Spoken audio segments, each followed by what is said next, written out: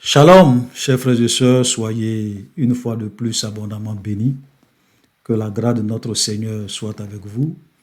Aujourd'hui, comme vous le savez, nous sommes toujours dans la suite du livre de Daniel, dans la suite de notre étude sur le livre de Daniel.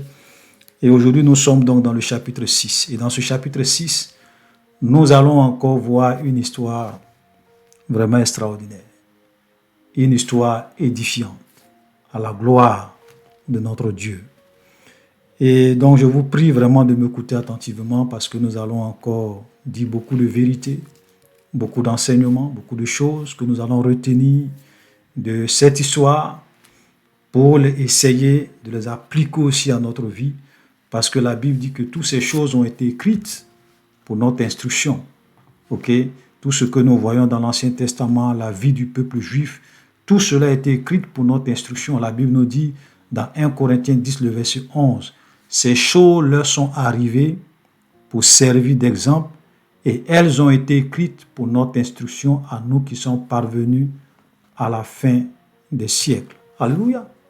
Voilà, donc quand on lit toutes ces choses sur l'histoire des Juifs quand ils sont sortis de l'Égypte, quand on lit l'histoire de tous ces prophètes, ça doit réellement nous servir d'instruction, nous servir d'exemple, et nous devons apprendre de leur histoire et ne pas ressembler à Belshazzar qui, au lieu d'apprendre l'histoire de son père, a préféré apprendre à ses dépens les erreurs que son père a eu à faire. Il les avait su, il connaissait toutes ces histoires, mais au lieu que cela lui serve de leçon, non, le monsieur n'a rien compris.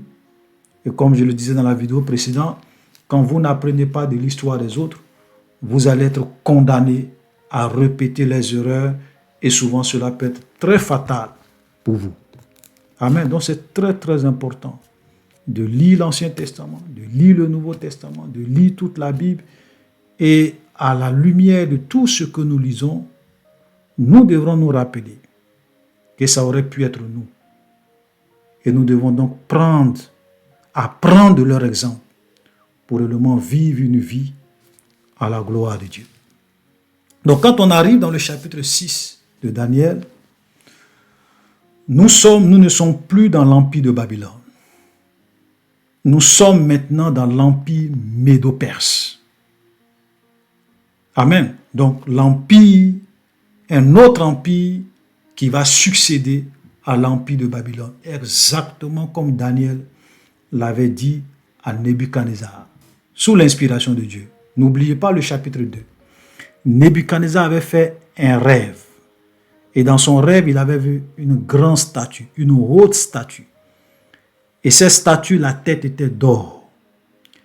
Et on lui a dit, la tête d'or te représente Nebuchadnezzar, ça représente le royaume de Babylone. Et donc, après le royaume de Babylone, un autre royaume allait venir qui sera moindre que le tien.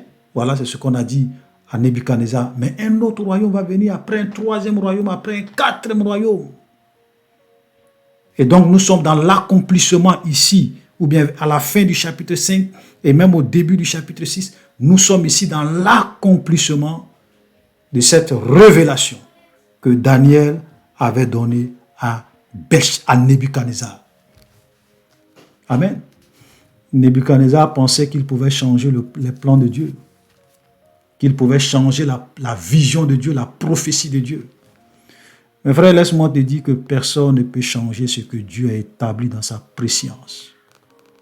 Ce que Dieu a déclaré par la bouche de ses prophètes, cela va arriver obligatoirement. Amen. Voilà. Et donc ici, voilà l'accomplissement. Le deuxième royaume, après le royaume de Babylone, le deuxième royaume qui était l'empire médo-perse. La parole de Dieu s'accomplit toujours. Frère, laissez-moi vous dire, ne prêtez pas attention à tous ces faux prophètes, à tous ces menteurs, à tous ces manipulateurs, à tous ces escrocs qui se font appeler prophètes, pasteurs, bishops, et qui viennent vous donner des prophéties sans condition, qui ne se réalisent pas. Et puis après, qui viennent dire, non, vraiment, c'est vrai, j'avais prophétisé, mais dans le monde spirituel, Ouais, les mystiques, les satanistes, ils ont fait beaucoup de sacrifices humains pour retarder la prophétie, pour empêcher que la prophétie ne s'accomplisse. Tout ça, c'est du trash. C'est du trash. Le diable, ni les mystiques, ni aucun démon, s'ils veulent, n'ont qu'à faire tous les sacrifices humains du monde. Personne ne peut arrêter et renverser ce que Dieu a déclaré par la bouche d'un vrai prophète. Alléluia. C'est pour cela que c'est souvent triste de voir comment aujourd'hui beaucoup de chrétiens continuent à écouter ces prophètes qui ont donné des prophéties qui ne s'accomplissent pas. Et les gens disent non, oui, Dieu peut donner une prophétie, mais la prophétie par notre faute peut ne pas arriver. En bon? Où c'est écrit? Parce que quand Dieu parle, souvent Dieu peut donner des prophéties avec des conditions. Il va te dire, j'ai décidé de te punir. Voilà ce qui va t'arriver. Mais si tu te repens, si tu abandonnes tes mauvaises voies, si tu reviens à moi, je vais réellement te faire grâce. Ça, ce sont des prophéties souvent avec conditions. Mais quand tu viens donner une prophétie sans condition, tu dis, Dieu dit ça, ça va arriver. Dieu dit, voilà, Dieu m'a montré ça, ça va arriver. Quand ça n'arrive pas, dis-toi que tu es un faux prophète. Repends-toi, va t'asseoir au bout de la salle et un autre serviteur de Dieu plus digne va se lever pour enseigner le peuple de Dieu. Tu n'es pas un prophète. Si tu étais au temps de Moïse, tu étais mort. Vous savez ce que Dieu a dit à Moïse? Le prophète qui aura l'audace de dire en mon nom une parole. On n'a pas dit deux paroles. Une parole que je ne lui ai point inspiré de dire. Ce prophète-là sera puni de mort. C'est pour cela que je dis souvent, si tous ces prophètes que vous écoutez aujourd'hui étaient au temps de Moïse, ils étaient morts. Ils étaient morts il y a longtemps. Ils étaient morts. Et comment tu vas connaître que c'est une parole que Dieu n'a point donnée? Lorsque ce que dira le prophète n'aura pas lieu ou n'arrivera pas, alors ce sera une parole que l'Éternel ne lui a point inspiré de dire. N'aie pas peur de ce prophète. Il doit être puni de mort. Amen. Parce que parler au nom de Dieu, se dit prophète, la bouche de Dieu, le porte-parole de Dieu, c'est pas un ministère, on ne joue pas avec ça. Un frère qui est dans une église, qui n'est pas prophète, qui est un simple frère, qui a le don de prophétiser, bon, il peut se tromper. C'est pour cela que la Bible dit que 2 ou 3 personnes prophétisent et que les autres analysent. Parce qu'eux n'ont pas le ministère de prophète. Donc, ça peut être des gens immatures qui disent des choses comme ça, peut-être leur propre imagination, ou bien ça vient forcément de leur propre cœur. On analyse. Mais quand tu te dis que tu es un prophète de Dieu, tu as un ministère de prophète, tu n'as pas droit à l'erreur. Même une seule prophétie qui ne se réalise pas, on te met à mort au temps de Moïse. Ce n'est pas du jeu. Et à cause de la légèreté des chrétiens d'aujourd'hui, de nous les chrétiens d'aujourd'hui, les prophètes pilulent, ils poussent comme des champignons. Celui-là se lève, je suis prophète. Celui-là se lève, je suis prophète. Et celui-là se lève, je suis prophète. Et quand vous regardez même ce qu'il prêche, vous êtes découragé. C'est ça un prophète? Lui-là, c'est un prophète? Qu'est-ce qu'il prophétise? Qu'est-ce qu'il dit? Oh boy! En plus de ça, vous allez les enrichir avec votre argent, avec votre dîme, avec votre offrande. C'est devenu un business. Prenez cet argent, allez donner aux veuves, allez donner aux orphelins, allez donner à ceux qui en ont besoin. Ne participez pas à leurs œuvres, ne participez pas à leurs péchés, en les enrichissant en plus. Faisons beaucoup attention. Nous les chrétiens, beaucoup de chrétiens aujourd'hui, malheureusement, on est léger. On manque de rigueur. On manque de rigueur. On manque d'honnêteté. C'est pour cela que ces gens-là jouent avec vous. Le gars, il vient, il prophétise. Non, Donald Trump sera président. Non, Marine Le Pen sera la présidente de la France. Non, c'est... Et ça n'arrive pas. Et il y a des gens qui vont s'asseoir dans leur église qui continuent à les suivre. Non, Dieu va détruire la Côte d'Ivoire. Non, cette année ne va pas passer. Dieu va détruire la Côte d'Ivoire. Il aura un grand purge en Côte d'Ivoire. Ça n'arrive pas. Les gens continuent à les suivre. Qu'est-ce que vous voulez que Dieu vous dise? Que Dieu puisse descendre du ciel pour vous dire que c'est un faux prophète? Jamais. Jamais.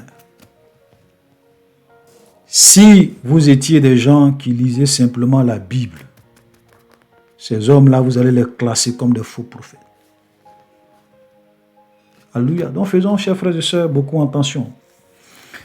Donc quand on arrive dans le chapitre 6, nous sommes maintenant dans l'empire médo-perse. Et celui qui était le roi, ou l'empereur, ou le roi de ce royaume, c'était Darius. Et nous avons vu la dernière fois, dans le chapitre 5, le dernier verset, et Darius le Mède s'empara du royaume âgé de 62 ans. Et Darius était quelqu'un de très intelligent, était un bon leader, un bon roi, un bon dirigeant, quelqu'un qui était très sage. Il n'était pas comme Belshazzar, le roi stupide et insensé, qui n'a pas compris et qui n'a pas appris de l'histoire de son père. Darius était quelqu'un de très intelligent.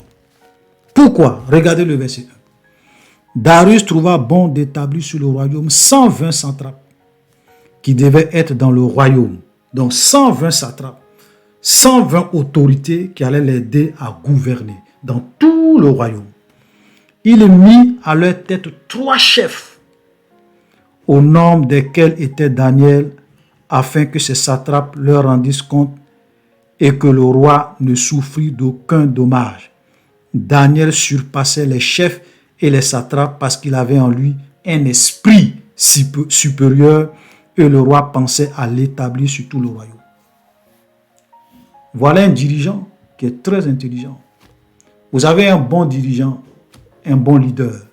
C'est celui qui sait s'entourer des hommes qu'il lui faut, des hommes qui peuvent l'aider à diriger, à gouverner, des gens intelligents, des gens qui ont la crainte de Dieu.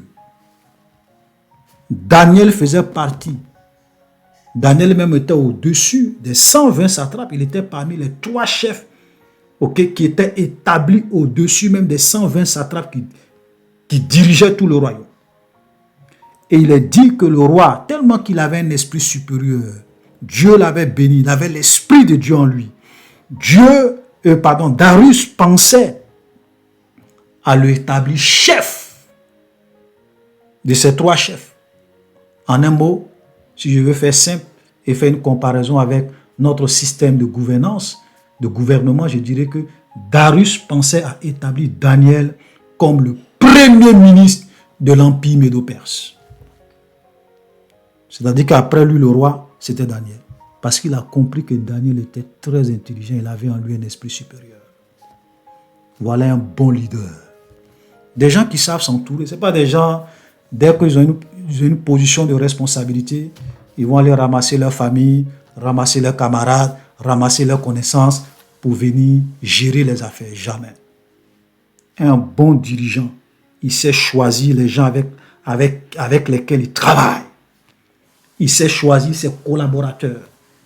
Il n'est pas dans la complaisance parce qu'il sait que son royaume en dépend, son entreprise en dépend, ses affaires en dépendent. Il travaille avec des gens compétents et des gens de confiance. Voilà quelqu'un qui est sage. Malheureusement, beaucoup de chrétiens n'ont même pas cette sagesse de Darius. Même dans les entreprises qui ont des postes de responsabilité, ils pensent souvent même à leurs soi-disant frères malhonnêtes, leurs soi-disant frères en Christ. Je précise, leurs soi-disant frères en Christ malhonnêtes. Leurs soi-disant parents malhonnêtes. Leurs soi-disant amis malhonnêtes. Tu vas pas, si tu as l'habitude d'agir comme ça, ton entreprise va s'écrouler. Tu ne vas pas faire long feu. Il faut être sage et intelligent. Alléluia. Parce que toi seul, tu ne peux pas diriger un royaume. À plus forte raison, un empire. Toi seul, tu ne peux pas diriger une entreprise. Quand l'entreprise a une certaine taille, tu ne peux pas. Tu es obligé de t'entourer de gens qui peuvent faire ton affaire. Et là, ce n'est pas une histoire d'amitié, de connaissance, de famille. Non, non, non. Si les gens dans ta famille ont la compétence, il n'y a pas de problème. S'ils sont sincères, il n'y a pas de problème. S'ils sont honnêtes, s'ils ont la crainte de Dieu, il n'y a pas de problème. Alléluia. Aujourd'hui, moi-même, j'ai entendu certains chrétiens qui disent que eux, ils ne travaillent plus avec les chrétiens. Parce qu'ils ne savent pas faire la différence. Ils ne savent pas distinguer entre le travail et les choses spirituelles. Ils mélangent tout. Quand ils vont en entreprise, ils pensent qu'ils sont à l'église. Ils mélangent tout. Voilà. Donc, chers frères et sœurs, Darius était quelqu'un de très intelligent. Il a vu et il a détecté en Daniel quelqu'un qui avait un esprit supérieur. Et il pensait à l'établir premier ministre dans son royaume, à la tête de tous les responsables. Alléluia. Mais regardez le verset 4. Alors les chefs et les satrapes cherchaient une occasion d'accuser Daniel en ce qui concerne les affaires du royaume. Mais il ne put trouver aucune occasion, ni aucune chose à reprendre parce qu'il était fidèle et qu'on n'apercevait chez lui ni faute, ni rien de mauvais. C'est-à-dire que Daniel était quelqu'un qui faisait son travail honnêtement. Il n'y avait pas en lui de fraude. Il n'était pas quelqu'un qui était dans la corruption, dans les falsifications des comptes, dans la falsification, en train de faire des détournements de fonds pour lui-même. Non. Honnête. C'est rare aujourd'hui.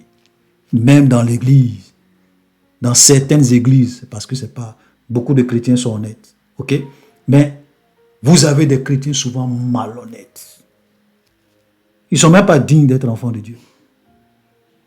Toujours dans les faux coups, dans la corruption. Ils se disent enfants de Dieu, vont à l'église. Ce n'est pas des chrétiens. Parce que l'une des marques d'un enfant de Dieu, c'est qu'il craint Dieu. Même dans son entreprise, même dans les affaires, il a la crainte de Dieu. Sa préoccupation, ce n'est pas de s'enrichir de façon illicite, de façon malhonnête. Tout ce qu'il fait est marqué de la crainte de Dieu, est marqué par la parole de Dieu. Honnête. Et donc, bien sûr, quand tu crains Dieu, tu as toujours des ennemis.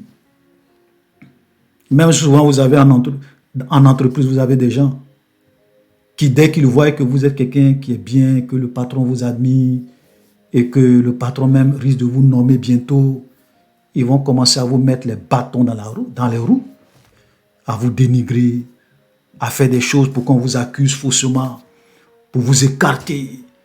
Toutes sortes de choses.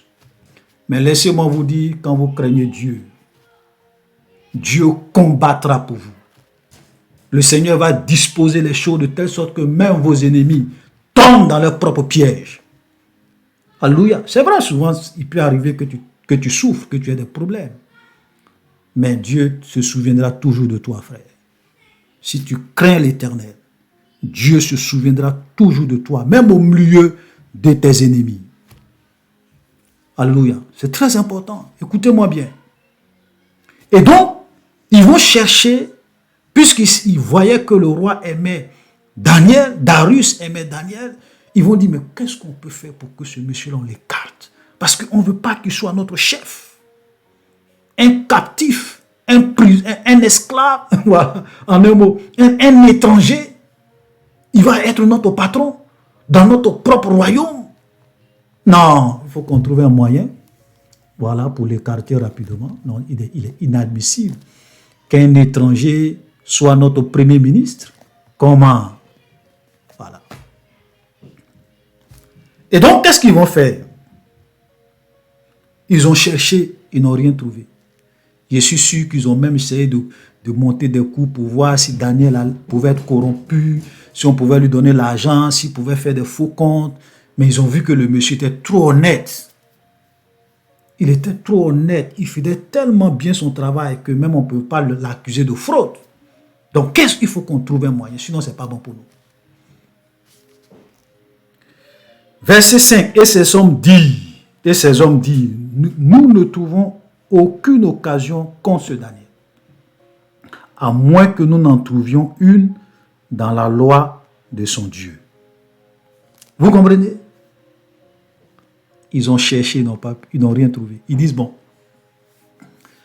ce monsieur-là, parce qu'ils ont observé Daniel, ils ont vu que c'est vraiment quelqu'un qui craignait Dieu, quelqu'un qui respectait la parole de son Dieu, quelqu'un qui avait une vie de prière, quelqu'un en tout cas, non, ça veut dire qu'ils se sont trouvés que la seule voie pour qu'ils puissent piéger Daniel, c'est d'aller voir dans la loi de son Dieu.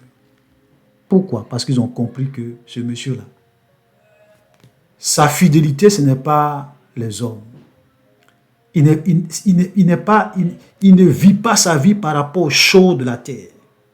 Il vit sa vie conformément à la loi de son Dieu. Donc si on veut le piéger, allons-y chercher dans la loi de son Dieu. Allons-y chercher dans la loi de son Dieu. Donc certainement qu'ils sont allés lire les Écritures, la loi, ils sont allés lire Moïse, ils sont allés lire les commandements que Dieu avait donnés à Moïse. Ils ont pris certainement que les 5 premiers livres de la Bible. Ils ont lu ils ont lu Matthieu, ils ont lu Genèse, ils ont lu Exode, ils ont lu Deutéronome, ils ont lu tout ils ont lu. Ils ont dit waouh, ok, on sait ce qu'on va faire pour le piéger dans la loi de son Dieu. Alléluia. Donc, chers frères et sœurs, regardez le témoignage. Regardez la vie de ce monsieur. Ils ont cherché partout. Est-ce qu'il aime les femmes? Non. Est-ce que lui, là, on peut le tromper avec les femmes? Est-ce qu'on peut le piéger avec une belle femme? Ils ont vu que lui, là, tu ne peux pas le piéger avec une belle femme. Est-ce qu'on peut le piéger avec l'argent? Non, tu ne peux pas le piéger avec l'argent. Est-ce qu'il aime quelque chose en dehors de son Dieu? Non, tu ne peux pas le piéger. Frères, des hommes comme Daniel sont rares. Il y a des pasteurs, tu peux les piéger avec les femmes. C'est pour cela que quand les mystiques ou bien quand le diable envoie des belles filles dans leur église, ils chutent avec ces femmes. Il y a d'autres, c'est l'argent. Des pasteurs, c'est l'argent. Satan dit, oh lui là, on peut l'avoir avec l'argent. Donc il envoie l'un de ses agents dans leur église, dans son église, nanti financièrement, le gars il vient, il donne l'argent, et il finit par corrompre le pasteur. Satan, c'est un grand stratège. Mais Daniel, il ne pouvait pas. Verset 6, puis ses chefs et ses satrapes se rendirent tumultueusement auprès du roi et lui parlaient ainsi. Roi Darius vit éternellement. Tous les chefs du royaume, les intendants, les satrapes, les conseillers, les gouverneurs sont d'avis qu'il soit publié un édit royal avec une défense sévère, portant que quiconque dans l'espace de 30 jours adresserait des prières à quelque dieu ou à quelque homme, excepté à toi, ô roi, soit jeté dans la fosse au lion. Maintenant, ô roi, confirme la défense et écrit le décret, afin qu'il soit irrévocable selon la loi des Mèdes et des Perses, qui est immuable. Là-dessus, le roi Darius écrivit le décret et la défense. Qu'est-ce qu'ils ont constaté? Ils ont constaté que Daniel était quelqu'un qui priait tous les jours son Dieu. Il avait une vie de prière, une vie d'adoration. Il avait la crainte de Dieu. Et quand ils sont allés fouiller dans la loi de l'Éternel, ils se sont rendus compte que Dieu avait défendu à ceux qui le craignent de prier d'autres dieux, d'adorer d'autres dieux, d'adresser des prières à d'autres dieux, qu'au seul Elohim d'Israël, à l'Adonai. Donc ils disent au roi, signe un décret, parce que tout le... Et puis ils mentent en plus. Ce sont des menteurs. Vous voyez, quand les gens sont dans la fausseté, ils vont toujours utiliser le mensonge. Parce qu'ils disent, tous les chefs du royaume, les intendants, mais Daniel n'était pas d'accord. Ils n'ont pas demandé l'avis de Daniel. Donc comment vous pouvez dire tous les chefs? Mais tout ça, c'était la ruse, le mensonge, Voilà, comme le diable est père, Satan est le père du mensonge. Quand vous voyez quelqu'un qui est dans le mensonge, qui est prêt à mentir pour arriver à ses fins, et qui pratique le mensonge pour arriver à ses fins, son père, c'est le diable. Car Satan est le père du mensonge. Donc, ils ont menti. Et donc, Darius pensait que Daniel était d'accord, Daniel était au courant, il a donné son accord, puisque lui, c'est un roi païen. Ok? Donc, il a signé le décret. Et le décret était irrévocable, parce que selon la loi des Mèdes et des Perses, une fois que le roi signe un décret, ce décret-là est irrévocable. Ça veut dire que même le roi n'a pas le pouvoir de changer ou bien d'annuler le décret. Même le roi. Ça, c'était la loi des Mèdes et des Perses qui est immuable. Alléluia. Vous comprenez? Donc, et puis, quand vous lisez même, vous êtes étonné. Pourquoi ils n'ont pas dit interdit de prier à quelques dieux ou à quelques hommes pendant 2 mois, pendant 3 mois, pendant 4 mois, pendant 1 an? Ils ont juste choisi 1 mois. Il dit 30 jours. Parce qu'ils savaient que Daniel était un homme de prière. Il ne se passait pas un jour sans que Daniel ne prie. Et nous allons voir par la suite. Daniel priait 3 fois par jour. 3 fois par jour. Oh, quel témoignage. Au point où même les gens disent non, nous-mêmes on n'a même pas besoin de parler de 2 mois. 1 mois seulement, parce que le monsieur, on sait qu'il ne peut pas faire 1 mois sans prier son Dieu. Il ne peut pas faire 1 mois sans adorer son Dieu. Il ne peut pas faire 1 mois sans adresser une prière. Il prie tous les jours. Ils ont observé Daniel. Ils savaient qu'il priait 3 fois par jour. Malheureusement, aujourd'hui, vous avez des chrétiens. Ils n'ont pas de vie de prière. Il peut faire 1 semaine sans prier Dieu. Il peut faire 2 semaines sans prier.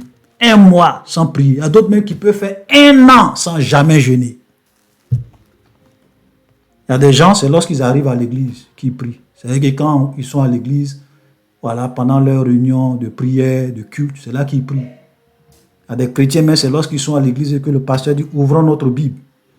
C'est-à-dire que durant toute la semaine, ou bien tout le mois, c'est quand il arrive à l'église, c'est là lui ouvre sa Bible. Est-ce que vous pensez que de tels chrétiens sont des chrétiens qui sont sérieux?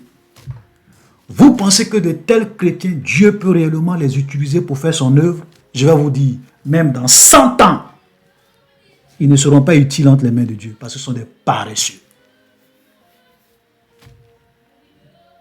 Daniel, un homme de prière, il avait son programme de prière. Moi, Daniel, 3 fois par jour, je prie. Peut-être que le matin, il se lève, il prie. Avant de commencer sa journée, il prie. À midi, ou bien peut-être à un moment donné de la journée, il prie. Le soir, ou bien la nuit, il se lève, il prie. 3 fois par jour. Et puis, laissez-moi vous dire, ce n'était pas quelqu'un qui était là pour faire des prières. Non, Seigneur, donne-moi l'argent. Seigneur, rends-moi milliardaire. Non, Daniel avait tout. Quelqu'un qui était parmi les patrons, dans le royaume des Mèdes et des Perses, et qu'on voulait nommer comme premier ministre. Même pendant le temps de Nebuchadnezzar, Daniel a eu beaucoup d'argent, beaucoup de privilèges, beaucoup de fortune. Ce n'est pas quelqu'un qui priait pour dire Seigneur, donne-moi ça, donne-moi ça. Ce n'était pas quelqu'un qui faisait des prières égoïstes. Il ne priait pas lorsqu'il avait des besoins, parce qu'il n'avait pas. Parce qu'il y a des chrétiens qui pensent que... C'est-à-dire qu'il y a des chrétiens, frères, lorsqu'ils prient, c'est lorsqu'ils ont des problèmes. Lorsqu'ils prient, c'est lorsqu'ils ont des difficultés. Lorsqu'ils prient, c'est lorsqu'ils ont des besoins. Lorsqu'ils prient, c'est pour demander quelque chose à Dieu. Sinon, quand ils n'ont rien à demander à Dieu, ils ne prient pas. Ce n'est pas des gens qui ont une intimité avec Dieu. Non, non, non, non. Alors, ce n'est pas ça. Mais des gens qui aiment la communion avec Dieu, qui aiment adorer Dieu, qui aiment louer Dieu, qui aiment prier pour les autres, pour l'œuvre de Dieu, prier pour leur quartier, prier pour que Dieu réellement fasse grâce et que l'évangile puisse se propager. Des gens qui prient pour leur famille, pour leurs enfants, pour leur mari, pour leur femme, des gens qui prient pour leur travail, des gens qui prient pour que Dieu envoie des hommes, des vrais hommes de Dieu dans la moisson, parce que Jésus a dit la moisson est grande, mais il y a peu d'ouvriers. Priez en fait que le maître de la moisson envoie des ouvriers dans la moisson. Donc des gens qui prient pour que l'œuvre de Dieu prospère sur la terre. Ils prient pour les pasteurs. Ils prient pour que Dieu suscite des vrais prophètes, des vrais pasteurs, des vrais enseignants, des vrais évangélistes, pour que l'évangile se propage. Des gens qui prient pour que même ceux-là même qui ne connaissent pas Dieu puissent se convertir. Des gens qui prient pour leur quartier. Pour que le règne de Dieu arrive. Pour que les âmes soient sauvées. Des gens qui prient pour leur nation. Pour que réellement l'œuvre de Dieu arrive. Pour que le réveil de Dieu arrive. Des gens qui prient pour leur continent. Maintenant, au milieu de tout ça, bien sûr, on peut toujours prier pour soi-même. Comme je le dis, je ne suis pas en train de dire qu'on ne doit pas prier pour soi-même. Voilà. On peut prier pour soi-même. Et c'est bien, la Bible dit que ne vous inquiétez de Dieu, mais faites en tout temps des prières, des supplications à Dieu. Voilà, donc le Seigneur nous demande de prier, voilà, pour tous nos sujets, pour tous nos soucis, pour toutes nos difficultés. Nous avons le droit de prier pour nous-mêmes. On ne dit pas non. Mais au-delà de tout ça, un vrai chrétien, quelqu'un qui a un esprit de prière, c'est quelqu'un qui pense aux intérêts du royaume de Dieu, qui prie pour que le règne de Dieu vienne. Alléluia. Voilà Daniel. Chers frères et sœurs, c'est pour cela que je vous exhorte. Développez une intimité avec le Seigneur. Beaucoup de chrétiens sont vaincus aujourd'hui par le péché. Ils sont vaincus aujourd'hui par le monde. Ils sont vaincus par les plaisirs de ce monde, par la pornographie, par le péché, par beaucoup de choses, par des liens de péché qui les maintiennent dans la servitude. Vous savez pourquoi? Parce qu'ils n'ont pas une vie de prière. Jésus a dit, veillez et priez afin que vous ne tombiez point dans la tentation. La chair est faible. C'est Jésus qui a dit que la chair est faible, ce n'est pas le diable. C'est Jésus même qui a reconnu que la chair est faible. Mais il a dit, mais l'esprit est bien disposé. C'est-à-dire que quelqu'un qui développe une intimité avec Dieu, une vie de prière avec Dieu, il va dominer la chair qui est faible. Il va dominer. C'est pour cela que si tu es vaincu par un péché, ce n'est pas la peine de dire la chair est faible. Ça, ce sont des excuses qui ne tiennent pas devant Dieu. Ce n'est pas la peine de dire non, je veux, mais vraiment, je n'ai pas la force, je n'ai pas la volonté. Quand je décide, oh, vraiment, je suis dominé. Ça, ce sont des excuses. Veillez et priez afin que vous ne tombiez point dans la tentation. La chair est faible, c'est vrai, mais l'esprit est bien disposé. Quelqu'un qui a une vie de prière, il va triompher du péché. Ce que je vous dis là, je ne suis pas en train de vous enseigner pour vous enseigner. C'est ce que moi-même j'ai expérimenté dans ma vie. J'étais dominé par beaucoup de péchés, comme tous les jeunes gens. La masturbation, je faisais des rêves érotiques, beaucoup de choses. Vaincu par la peur, la crainte des hommes, le mensonge, beaucoup de choses. Mes frères, quand j'ai dit trop, c'est trop, j'ai commencé à développer une vie de prière avec Dieu, à être prudent, à m'éloigner de beaucoup de choses, à développer une vie de prière. Frère, il y a des choses il y a des péchés sur lesquels j'ai commencé à dominer. Alléluia. J'ai commencé à voir la victoire. J'ai commencé à voir la victoire. Ce qui était impossible pour moi est devenu possible. Parce que Dieu a dit, approchez-vous de moi et je m'approcherai de vous.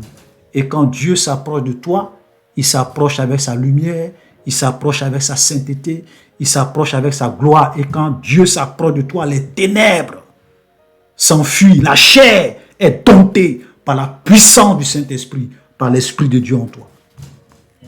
C'est pour cela que j'avais dit dans l'une de mes vidéos, il n'y a pas un seul péché dans ce monde que Dieu ne peut pas te donner la victoire là-dessus. C'est impossible.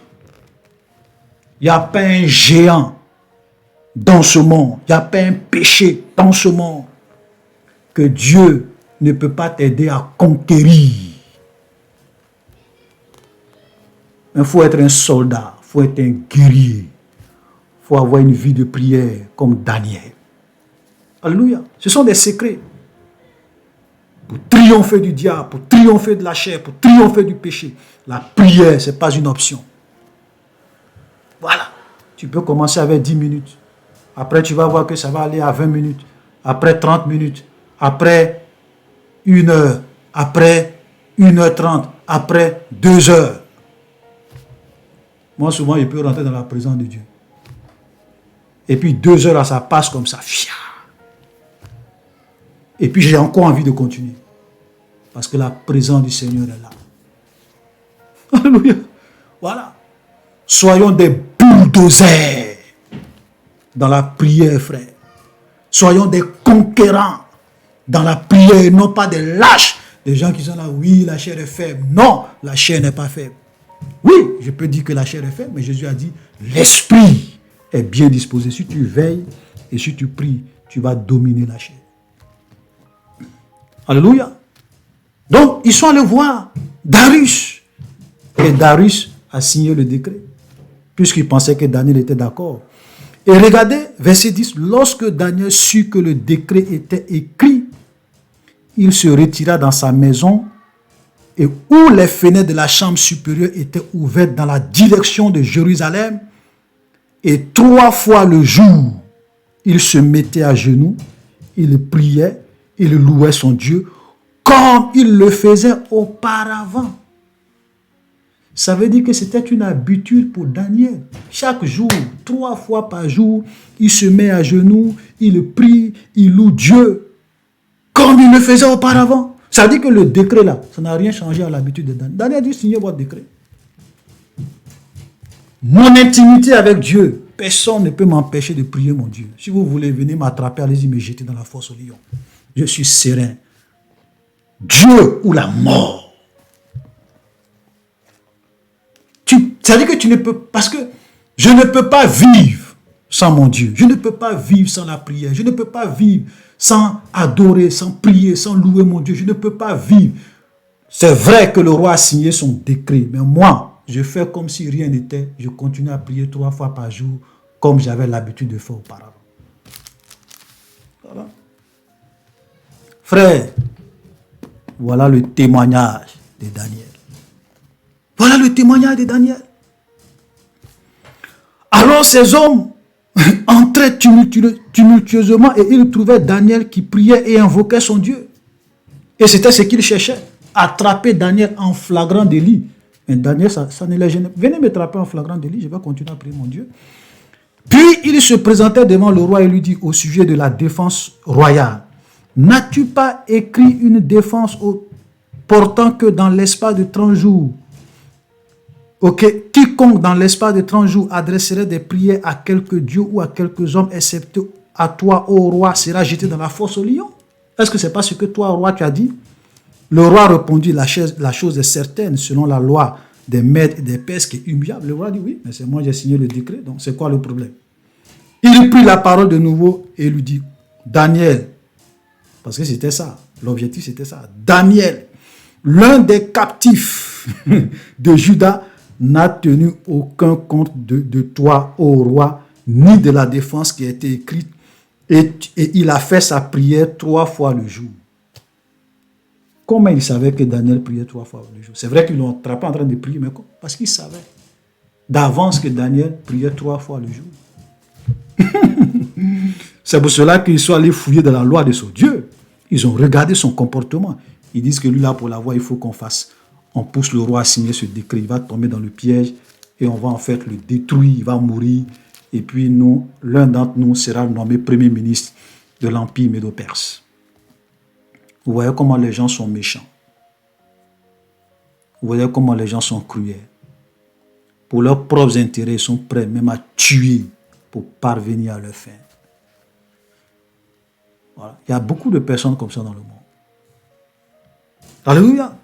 Le roi fut très affligé quand il entendit cela. Il prit à cœur de délivrer Daniel jusqu'au coucher du soleil. Il s'efforça de le sauver parce qu'il savait que ce monsieur-là, c'est quelqu'un qui est bon. Quelqu'un qui est honnête. Quelqu'un qui craint Dieu. C'est quelqu'un qui a un esprit supérieur. Il m'aide véritablement dans la gestion de mon royaume. Je ne veux pas le tuer, même s'il a signé des décret. Darius était quelqu'un de très bon. Il avait un bon cœur. Darius. Mais ces hommes insistaient auprès du roi et lui disent, sache au roi que la loi des maîtres et des pères exige que toute défense ou tout décret confirmé par le roi soit irrévocable. Il rappelle au roi pour dire, tu n'es pas au-dessus de la loi, roi. Selon la loi des maîtres et des pères, ce roi, tu n'es pas, toi le roi, au-dessus d'un décret que tu as signé. Tu ne peux pas changer un décret que tu as signé, c'est irrévocable. Vous voyez? Voilà des royaumes où même le roi n'est pas au-dessus de la loi. C'est une tragédie dans beaucoup de pays dans le monde où vous avez des leaders, des responsables, des présidents, des fils de président, des proches du président qui sont dans les hautes sphères du pouvoir. Ils se croient intouchables. Eux là, ils sont au-dessus de la loi. Ils votent des lois, mais eux, ils sont au-dessus de la loi. C'est une tragédie. C'est une tragédie. Et ça fait pitié. Amen. Il y a des pays même où tu ne peux même pas aller investir. Il y a des pays, ce n'est pas que les gens ne veulent pas aller investir. Ils veulent aller investir. Mais la corruption est telle que si tu ne connais pas quelqu'un au sommet du pouvoir, tu peux investir des milliards dans un projet. Les gens vont venir détruire ça. Et puis la justice ne va rien faire.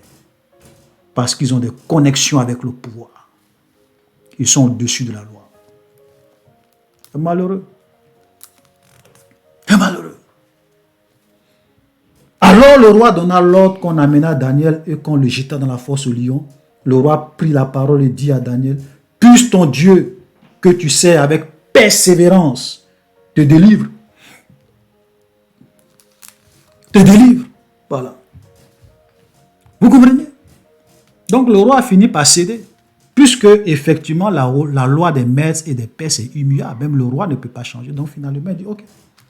Daniel, je ne peux rien faire pour toi. J'ai essayé mais je n'ai pas pu. Mais comme tu sers un Dieu, si ce Dieu-là est vraiment Dieu, qu'il te délivre, qu'il te sauve, puisque tu le sers avec... Ça dit, tu vois, même le roi même était conscient que ce monsieur-là, il servait son Dieu avec persévérance. Il y a des chrétiens qui peuvent être dans des entreprises pendant 10 ans. On ne sait pas qu'ils sont chrétiens. Leur patron même ne sait même pas qu'il est chrétien. Lui-même ne veut même pas qu'on sache qu'il est chrétien. On veut même pas il veut même pas que les gens sachent que lui, c'est un chrétien qui sait Jésus, qu'il est pour Jésus, qu'il vit pour Jésus, qu'il pratique la loi de Jésus. Non, non, non, non, non. Ni vu ni connu. Celui qui aura honte de moi devant les hommes, j'aurai honte de lui devant mon Père qui est dans les cieux. Et celui qui me confessera devant les hommes, je le confesserai aussi devant mon Père qui est dans les cieux. Vous comprenez? C'est pour cela que nous ne devons jamais avoir honte de notre foi. Nous ne devons jamais avoir honte de notre foi. Tu es chrétien, il faut montrer aux gens que tu es chrétien. Il ne faut jamais te cacher. Pour faire semblant comme si tu étais comme tout le monde. Tu n'avais pas de Dieu. Non, non, non. Pourquoi? Moi, partout où je suis passé, où je travaillais, même quand, voilà. Les gens savaient que je suis chrétien. Voilà. Tout le monde savait que moi, je suis chrétien. On m'appelait même pasteur. Voilà. Donc, nous ne devons pas avoir peur de montrer que nous sommes des enfants de Dieu, que nous croyons Jésus. Que nous sommes des disciples de Jésus. Non. On apporta une pierre et on l'a mise sous l'ouverture de la fosse. Le roi la scella de son sceau et de l'anneau de ses grands, afin que rien ne fût changé à l'égard de Daniel. Le roi se rendit ensuite dans son palais. Il passa la nuit à jeun. Il ne fit point venir de concubine auprès de lui. Il ne se livra au sommeil. Le roi se leva au bout du jour avec l'aurore et il alla précipitamment à la fosse au lion. Vous voyez ce monsieur-là? Un roi qui se soucie. C'est pour cela que j'ai dit Darius, c'est quelqu'un qui avait un bon cœur. Quand les gens ont jeté Daniel dans la fosse au lion, il n'a pas mangé quand il allait dans le palais. Il n'a même pas fait venir ses concubines vers lui. Non. Parce qu'il était choqué. Ce n'est pas ce qu'il voulait. Il était affligé. Quand le jour est venu, il s'est précipité pour aller voir ce qui s'est passé, si réellement Daniel est mort. En s'approchant de la fosse, il appela Daniel d'une voix triste. Le roi prit la parole et dit, Daniel, serviteur du Dieu vivant, ton Dieu que tu sers avec persévérance, a-t-il pu te délivrer? Et Daniel dit au roi, roi, vis éternellement, mon Dieu a envoyé son ange et a fermé la gueule des lions qui ne m'ont fait aucun mal parce que j'ai été trouvé innocent devant lui et devant toi, mon roi, plutôt, et devant toi, non plutôt au roi. Je n'ai rien fait de mauvais. Donc Dieu a envoyé un ange pour fermer la bouche des lions. On a jeté Daniel. Les lions ont vu Daniel comme un lion aussi. Si je veux prendre une image, parce que les lions ne se mangent pas entre eux. Voilà, donc on a jeté Daniel dans la fosse aux lions. Quand les lions ont vu Daniel, ils disent, ah, il y a l'un de nos amis qui est arrivé, donc ok, bonne arrivée. Et puis ils sont allés s'asseoir. Ils n'ont même pas mangé Daniel, ils n'ont même pas tué Daniel. Voilà comment Dieu agit. Donc, et la bouche, bon, c'est une image que j'ai prise. Donc la bouche des lions a été fermée. Les lions ont été domptés par l'ange que Dieu a envoyé. Ils n'ont rien fait à Daniel. Alléluia. Quel miracle. Dieu est puissant, frère. Dieu, ceux qui craignent Dieu, Dieu les honore, Dieu les protège, Dieu les garde.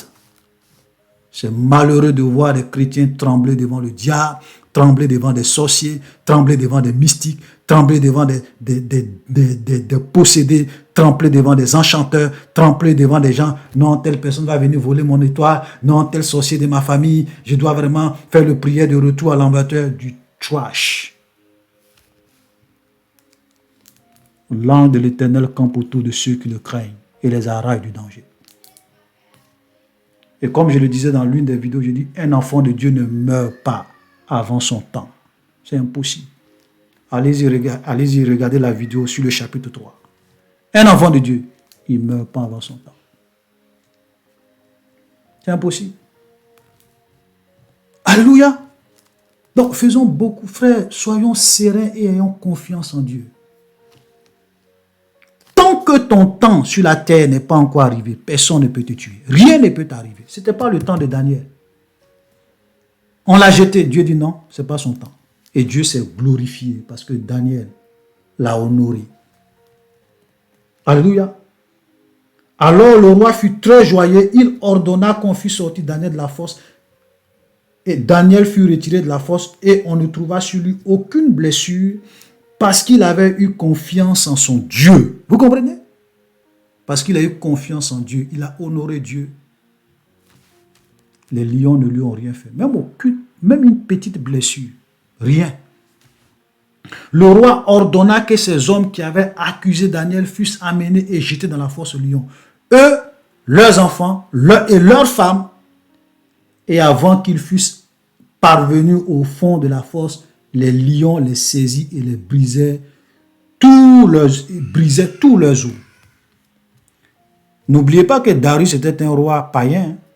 Donc, quand il a vu que Dieu a épargné Daniel, il a vu que ce monsieur était innocent et que c'était un complot. Et donc, comme vous avez voulu faire un complot pour faire périr un innocent, moi, en tant que roi, je vais vous faire payer ça, sans état d'âme. Vous, vos enfants, vos femmes. C'est sévère. Mais le roi, il dit, je m'en fous. Je m'en fous. Envoyez leurs femmes, envoyez leurs enfants, jetez-les tous dans la fosse aux lions. Alléluia. C'est triste que les enfants soient mêlés à ça. Les femmes, peut-être, je peux comprendre parce que vous allez voir que les gens qui sont souvent mauvais, même leurs femmes les encouragent à être mauvais. Parce que souvent, il y a des femmes, quand leur mari est en train de faire quelque chose qui n'est pas bien, au lieu de les décourager, elles encouragent leur mari dans le mal. Et donc, le roi, il n'a pas eu d'état d'âme. Il dit leurs femmes, même les enfants, ouais, jetez-les. Et la Bible dit avant même qu'ils n'atterrissent au fond du lion. Cette fois-ci, là, l'ange de Dieu était déjà parti. Donc les lions les ont déchiquetés, brisé leurs os. Dieu a fait retourner la situation contre eux. Faisons attention. Vous savez, quand vous avez l'habitude de vous en prendre à des innocents, quand vous avez l'habitude de briser la carrière des innocents pour que vous puissiez monter, pour que vous puissiez être promus, quand vous marchez sur la vie des innocents, si vous ne faites pas attention, un jour, c'est vous qui allez être à leur place. Et ça va vous coûter très cher. Ça va vous coûter très cher. C'est vrai que nous sommes dans les temps de la grâce. Dieu souvent regarde les gens faire. Mais souvent quand Dieu veut défendre ses enfants, quand Dieu veut défendre des innocents, c'est fatal. Alléluia.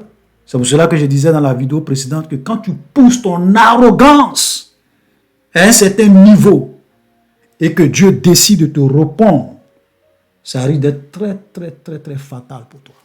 Il y a des choses qu'il ne faut pas faire. Donc, voilà. Ils ont voulu empêcher Daniel d'être nommé premier ministre, non? Mais eux-mêmes là, ils ont péri dans ça. Eux, toute leur famille, ils vont périr dans ça.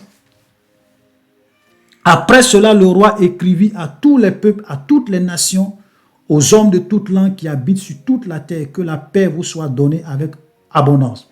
J'ordonne que dans toute l'étendue de mon royaume, on ait de la crainte et de la frayeur pour le Dieu de Daniel, car il est le Dieu vivant, il subsiste éternellement, son royaume ne sera jamais détruit et sa domination durera jusqu'à la fin des temps.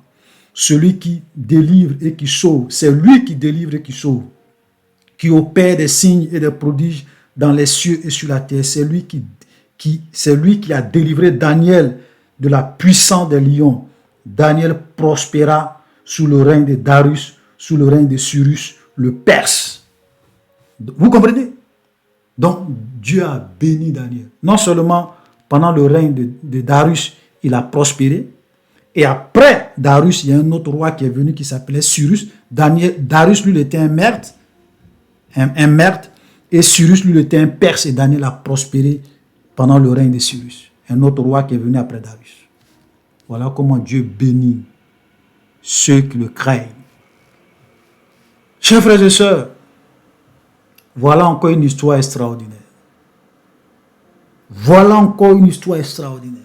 Vous voyez comment ce monsieur-là était vous comprenez pourquoi ce monsieur était un grand prophète. Et pourquoi Dieu va lui donner des visions extraordinaires que nous allons voir à partir du chapitre 7. Voilà. Quand vous craignez Dieu, Dieu sera toujours prêt pour vous. Quand vous craignez Dieu, Dieu sera toujours avec vous. Alléluia. C'est merveilleux d'appartenir au Seigneur. C'est merveilleux de craindre Dieu. Même si tu souffres, même si tu as des difficultés, sache que craindre Dieu, c'est le commencement de la sagesse. Il n'y a rien de mieux que de faire la volonté de Dieu, que de craindre Dieu dans ce monde. Nous allons prier le Seigneur. Seigneur Jésus, nous voulons te bénir et te rendre toute la gloire. Merci pour ta fidélité, merci pour ta grâce. Merci pour cette histoire, pour ce témoignage puissant et vivant. Ô Dieu, nous te prions. Fais de nous des hommes de prière comme Daniel. Fais de nous des femmes de prière comme Daniel. Fais de nous des guerriers comme Daniel, des soldats comme Daniel, des hommes de combat comme Daniel, des gens qui se tiennent devant toi jour et nuit en train de prier, en train de chercher ta face pour vivre à la gloire de ton nom.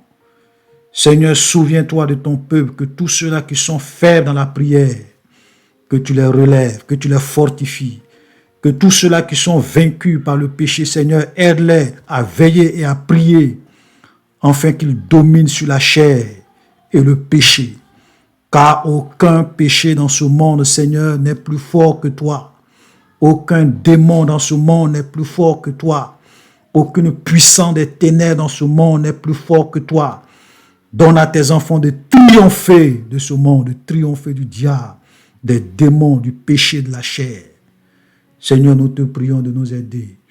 Qu'en ces temps de la fin, nous soyons des hommes et des femmes qui te craignent et qui vivent dans l'intégrité, dans la sainteté, dans la pureté, pour la seule gloire de ton nom.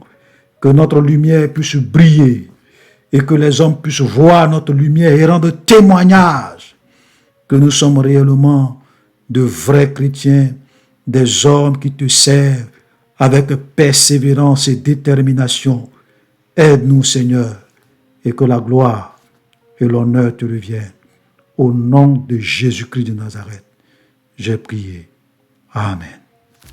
Voilà, chers frères et sœurs, soyez bénis et à la prochaine pour le chapitre 7 où nous allons voir une vision extraordinaire de Daniel.